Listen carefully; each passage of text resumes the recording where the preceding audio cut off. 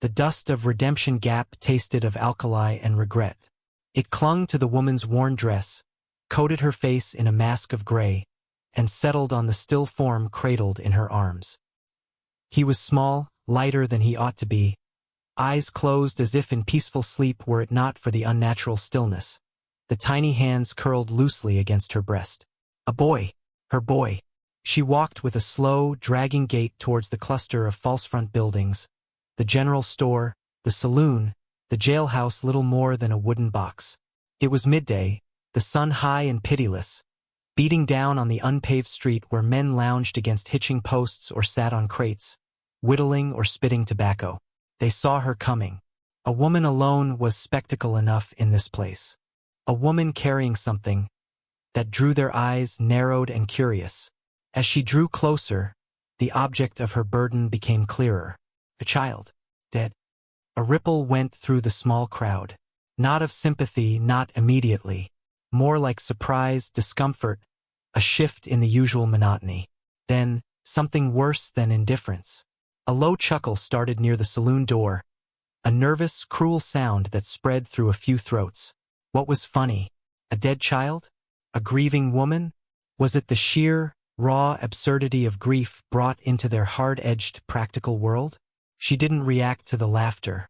Her focus was absolute. Her eyes, though red-rimmed and vacant with shock, scanned the faces, lingering on the younger men, those with the swagger of newly minted cowboys who drifted through, causing trouble and moving on.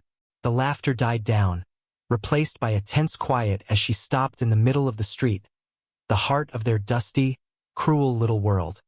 Her voice, when it came, was a dry rasp, stripped bare of everything but purpose. It didn't crack, didn't tremble with tears she no longer seemed capable of shedding. It simply cut through the thick air, clear and stark. "Which one of you killed my son?" The words hung there, heavier than the dust, heavier than the dead weight in her arms. The casual loungers stiffened. The whittling stopped. Spitting ceased midstream. Faces that had held mockery or indifference snapped shut, wary. A few shifted their stances, hands drifting unconsciously towards belts. The question wasn't a plea for justice. It was a declaration, cold and absolute. It demanded an answer from a place that offered none readily. A place where death was frequent, cheap, and usually ignored unless it was your own. She didn't name a killer, didn't point a finger. She didn't need to. Her gaze swept across them all, implicating the entire town, the very air they breathed, the casual violence that permeated their existence. The laughter was gone now, replaced by a sullen silence, defensive and hostile. They looked at her not as a woman or a mother, but as a problem, a disruption, something to be handled, dismissed, or driven out. The child, her boy, remained silent witness, his small face tilted slightly towards the indifferent sky. She stood there, a lone figure of devastating sorrow and quiet accusation against the backdrop of false fronts and real cruelty. The sun beat down. The dust swirled around her worn boots. The town held its breath, a coiled snake waiting to see if she would strike, or if it could simply wait for her to wither and disappear. Her question hung, a challenge few in Redemption Gap were willing to answer, and fewer still were willing to face. The silence grew heavy, oppressive, broken only by the distant jingle of spurs from someone not yet in the immediate vicinity, a sound that seemed to underscore the transient, rootless nature of the men who might have been responsible. She stood her ground, a monument to loss in a land that had no time for monuments. Her boy's presence felt like a judgment upon them all. The silence stretched, taut as a fiddle string before snapping. A big man near the saloon, guts spilling over his belt, finally broke it. "Now look here, lady," he rumbled, his voice thick with irritation and a hint of unease. "Nobody here killed no kid. Things happen. Especially out here." His eyes flicked towards the boy, then quickly away, as if the sight was a mild unpleasantness, like a fly buzzing too close. Others muttered agreement, a low chorus of denial and dismissal. "Yeah, accidents happen. Too many coyotes round. Sickness takes 'em fast." Their excuses were immediate, rehearsed almost deflecting responsibility before she could even articulate a specific accusation. She didn't argue, didn't counter their claims of accident or nature. She simply held her child tighter and continued to look at them, her gaze unwavering. It was a silent refusal to accept their easy answers, a refusal to let them off the hook. Then, a figure detached himself from the shadows of the general store porch. He wasn't one of the loungers. Taller, leaner, clad in worn, practical clothes, not the flashy, ill-fitting gear some of the younger men favored. His face was sharp, weathered, eyes alight, penetrating blue that missed nothing. He moved with a quiet competence that set him apart. He didn't swagger or bluster. He simply walked forward, stopping a few feet from the woman, between her and the increasingly agitated crowd. "Move along," he said, his voice low, calm, but carrying an undeniable authority that cut through the muttering. It wasn't a suggestion. The big man near the saloon opened his mouth to protest, but the blue-eyed man's gaze shifted to him, cool and steady, and the words died in his throat. This wasn't someone you argued with in the street. He didn't speak to the woman directly, not yet. His presence was the communication. It was a shield, tentative and unasked for. It drew the town's hostility onto himself, shifting the focus away from her for a crucial few seconds. The townsfolk exchanged glances. This man was known here, perhaps, but not part of their easy camaraderie. An outsider like her, but one with a quiet reputation. He waited, letting the tension simmer. The woman remained still, her gaze fixed on him for a moment, a flicker of surprise crossing her face before settling back into weary grief. She didn't ask for his help, but she didn't push him away either. She simply stood in the space he had created for her. Slowly, grudgingly, the men began to disperse. The moment of collective confrontation was over. They drifted back to their perches, but their eyes still lingered on the woman and the man who stood near her. The blue-eyed man waited until the street was mostly clear before turning slightly to face her. His expression was unreadable, not pity, not curiosity, just quiet observation. "You got a place to go?" he asked, his voice still low. It wasn't a question about her past, but about her immediate, desperate present. A question of survival. She shook her head, a small, weary movement. No, her voice was barely a whisper now. He nodded, accepting the answer without comment. He didn't offer platitudes or false sympathy. He simply gestured with his head towards the end of the street, away from the town center. "Got a small cabin out that way," he said. "Got a spare bunk. Food." He didn't say, "You and your son." He didn't need to. The invitation included the reason she was here. It was practical, not charitable, offered with a straightforwardness that bypassed conventional pity or awkwardness. It was an offer of shelter in a world that offered none. It was the first sliver of something other than cruelty she had encountered since arriving. She looked at him again, truly looked this time, saw the lines etched around his eyes, the set of his jaw, saw the absence of judgment. It was the kind of face that had seen hardship and understood its language. Slowly, she shifted the weight in her arms and nodded. "Thank you." Her voice was still a dry rasp, but the single word carried immense weight. He didn't wait for her, didn't offer to carry the boy. He simply turned and began walking, expecting her to follow. It was a test of sorts, a quiet assessment of her resolve.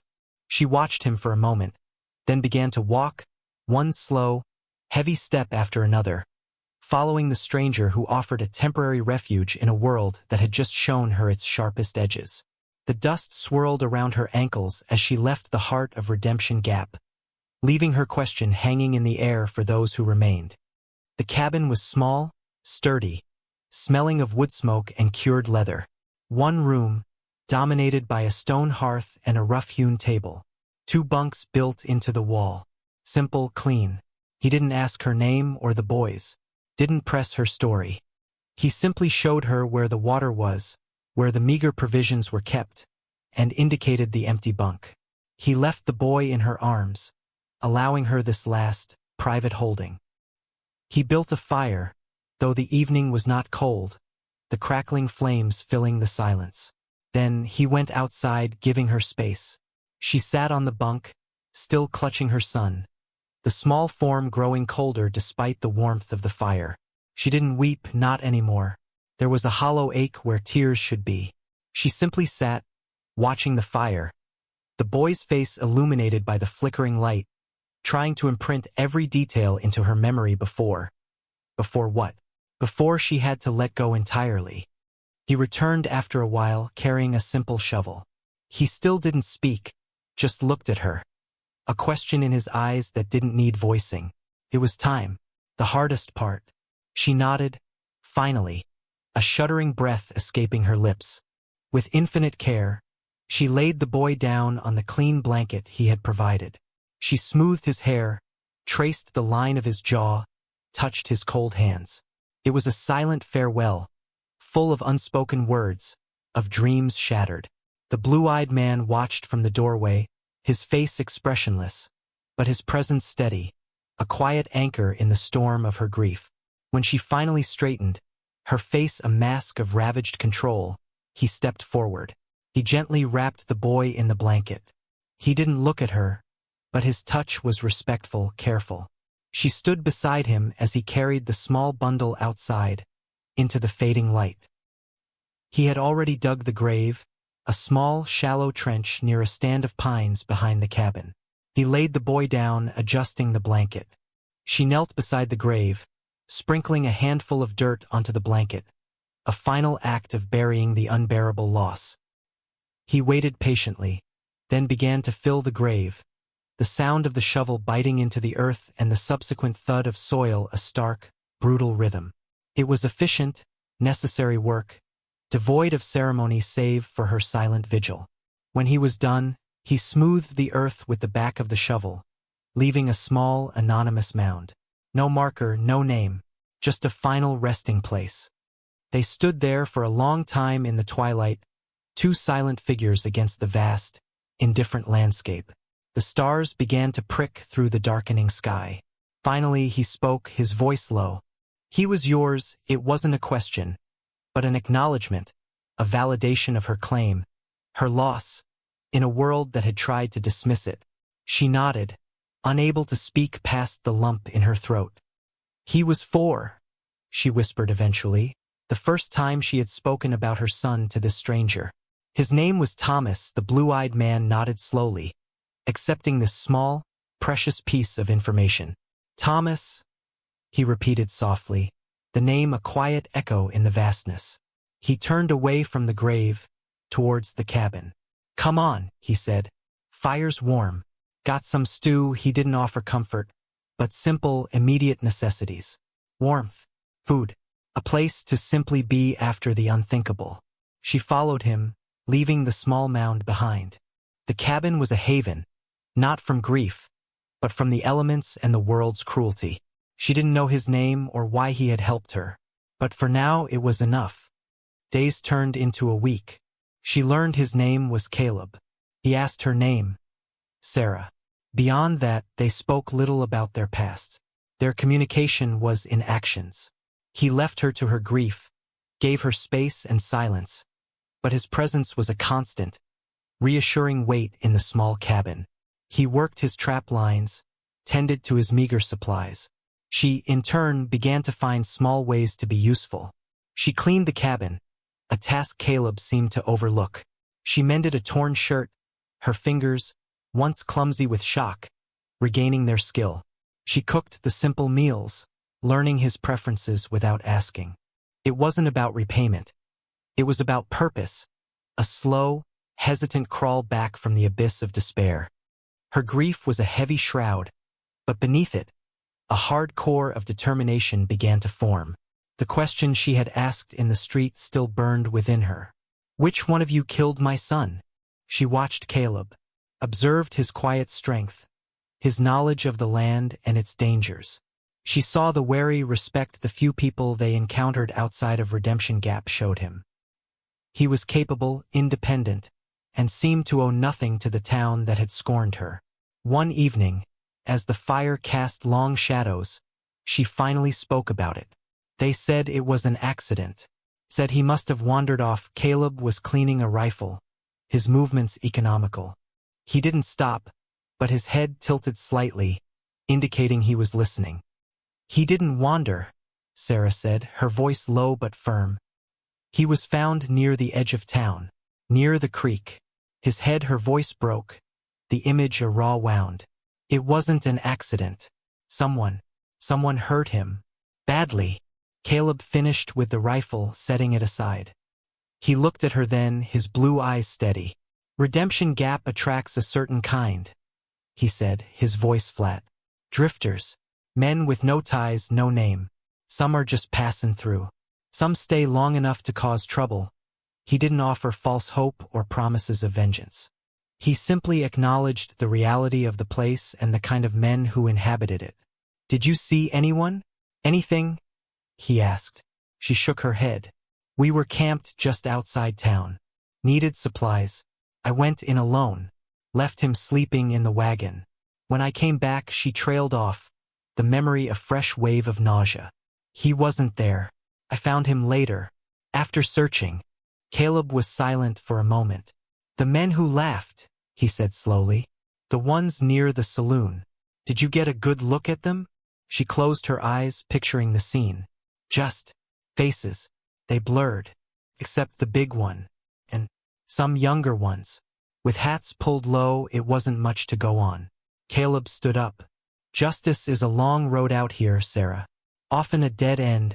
His words were practical, not meant to discourage, but to ground her in the harsh reality. But she saw something else in his eyes, a recognition of her need, a flicker of something that resonated with the quiet protectiveness he had shown her. The next day, Caleb didn't go on his usual rounds. Instead, he stayed near the cabin, working on small repairs. But Sarah noticed his eyes constantly scanning the horizon, his ears attuned to every distant sound. He taught her how to load and fire a rifle, her hands clumsy at first, then steadier. He showed her how to track, how to read signs in the dirt that were invisible to the untrained eye. He wasn't just offering shelter anymore. He was equipping her, preparing her for something. The unspoken understanding grew between them. She wanted answers. He, in his quiet way, was helping her understand the language of this brutal land, the language she would need to speak if she was to find them herself. The town of Redemption Gap felt like a spider's web, and she was determined to walk back into it, not as a grieving, vulnerable woman, but as something stronger, forged in grief and tempered by the quiet resilience she was learning from the land and from the man who had given her refuge. The shift was internal, subtle, but profound. The despair hadn't vanished, but it had been joined by a fierce, quiet resolve. The time came to go back to Redemption Gap. It wasn't a planned excursion, more a necessity. Supplies were low. Sarah felt a knot of dread and grim determination in her stomach. Caleb didn't try to dissuade her. He simply ensured their rifles were loaded and walked beside her. This time, she wasn't carrying her dead son, but the weight of his memory and her unresolved question. As they approached the town, the feeling of being watched intensified. The loungers were there again, different faces perhaps, but the same air of indolence and casual cruelty. Their eyes fixed on Sarah, then on Caleb. His presence beside her changed the dynamic immediately. She wasn't alone. They entered the general store, a place that had felt alien and hostile before. The storekeeper, a thin, ferret-faced man, eyed them nervously. Sarah methodically gathered the supplies, her movements deliberate. Caleb stood near the door, his gaze sweeping the street outside, acknowledging nods from some, meeting hostile stares from others. The big man who had spoken to her that first day wasn't visible, but she saw the younger men, the cowboys he had been with. They were across the street, near the saloon, watching. One of them, a lean man with a scarred cheek, nudged his companion and pointed subtly towards Sarah. A cold wave washed over her. Had he been there? Had he been one of the ones laughing? Leaving the store, they walked back towards the street. The group of young men near the saloon straightened, their casual posture shifting into something predatory. The scarred man started walking towards them, a slow, deliberate pace that was a clear challenge. Caleb shifted slightly, his hand resting near his side, not overtly threatening, but ready. "She a skin questions again, Caleb?" The scarred man sneered, stopping a few feet away. His eyes flicked to Sarah, a cruel glint in them. "Some folks just can't let things lie, can they?" His words confirmed he knew exactly who she was, and why she was there. Sarah felt a surge of cold fury, sharper than grief. Caleb's voice was quiet, devoid of emotion. "Walk away, Grady," the name hung in the air. Grady. Scarred cheek, young, cruel eyes. The name meant nothing to Sarah, but Caleb knew him. Grady chuckled, a harsh, dry sound.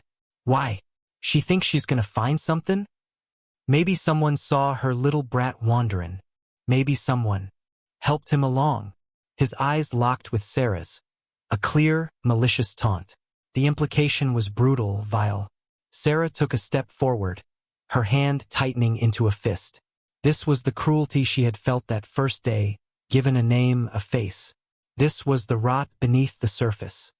But before she could speak, Caleb moved. It wasn't a fast movement, but sudden and decisive. His hand went to his side, drawing not a gun, but a heavy hunting knife. He didn't point it, didn't threaten with it overtly. He simply held it, the blade glinting dully in the sun. His eyes, fixed on Grady, were colder than stone. "I said, walk away." His voice was low, dangerous. The casual cruelty drained from Grady's face, replaced by a flicker of fear. He knew Caleb wasn't bluffing. The other young men hesitated, unwilling to step into the space between Caleb and Grady. After a tense moment that stretched into an eternity, Grady's sneer faltered. He backed away slowly, never taking his eyes off Caleb or the knife. When he reached his companions, he muttered something to them, and they turned, disappearing into the saloon. The threat receded, but the air remained charged. Sarah looked at Caleb, her heart pounding. He hadn't spoken of her son, hadn't demanded answers. He had simply removed the immediate threat, defended her space, her dignity with quiet, absolute force. She began, her voice trembling slightly. Caleb sheathed his knife, his face returning to its usual impassivity. "Grady's trouble," he said simply, "likes to throw his weight around. Part of the reason Redemption Gap is what it is." He didn't confirm if Grady was the killer, but he had confirmed Grady was one of the cruel ones, one of those who found a dead child amusing. It wasn't the answer she sought, but it was a piece of the dark puzzle. She hadn't found the killer, not yet, but she had found a name associated with the cruelty, and she had seen Caleb's willingness to stand with her. The journey wasn't over, but she wasn't walking it alone anymore. They left Redemption Gap, the silence heavy between them, different from the first time. Then, it had been the silence of shock and desolation. Now it was the silence of shared understanding, of a battle fought and won, albeit a small one in a much larger war. The sun dipped below the horizon as they walked, painting the sky in hues of fire and blood. Back at the cabin, the familiar smells of wood smoke and earth felt like a homecoming. The next morning, Caleb was gone before dawn.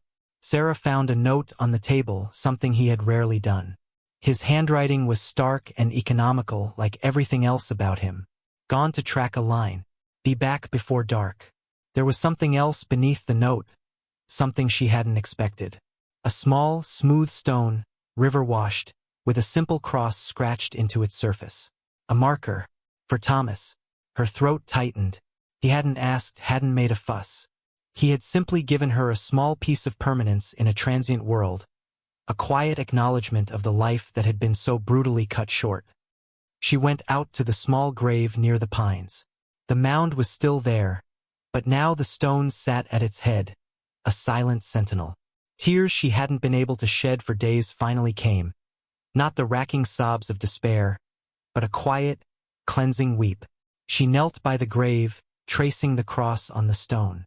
It wasn't a grand monument, but it was real.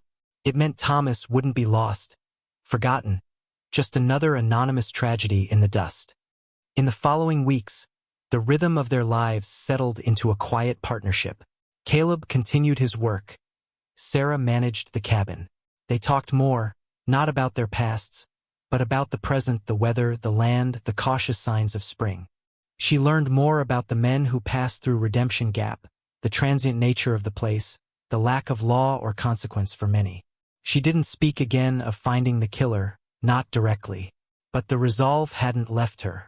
It had simply gone deeper, becoming a quiet strength woven into the fabric of her being. Caleb didn't actively hunt for the killer, but he watched, listened. He taught her how to be observant, how to understand the currents of hostility and fear that ran beneath the surface of the town. He didn't promise vengeance, but he offered knowledge, skills, and his silent, unwavering presence. The naive woman who had stumbled into town with her dead child was gone.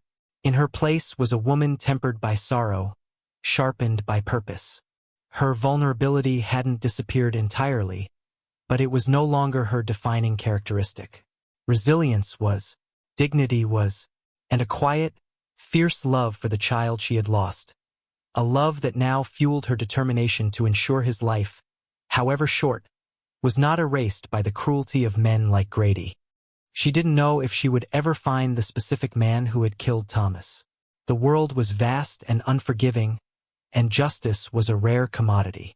But she had found something else in Redemption Gap, not justice, but refuge. Not vengeance, but strength. Not closure, but a path forward. She had come carrying death, asking a question that had met only with cruelty and denial. She would leave, eventually, not with an answer, but with the quiet power of survival, a bond forged in shared silence and hardship, and the small stone marker by the pines that whispered her son's name to the wind. The land hadn't changed, nor the town's capacity for cruelty, but she had. She had come seeking a killer, and instead, she had found herself.